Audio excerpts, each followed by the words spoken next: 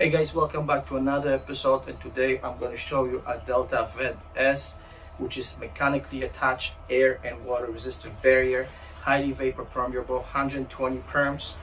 The product comes in, it's available in dark gray color, which also helps with the installation on the sunny days. It reduces the glare for the installer.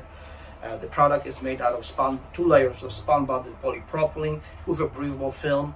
In the middle, we actually use this product in the development of our Delta Vent SA, the self-adhere product. We use the same components with all of our products. Use Delta multi-band for taping all the seams. You got overlaps, especially obviously if you want to make the product airtight.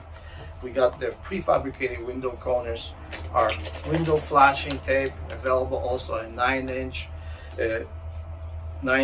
Delta Flex Band, stretchable butyl type of adhesive that you can shape around any penetrations you may have.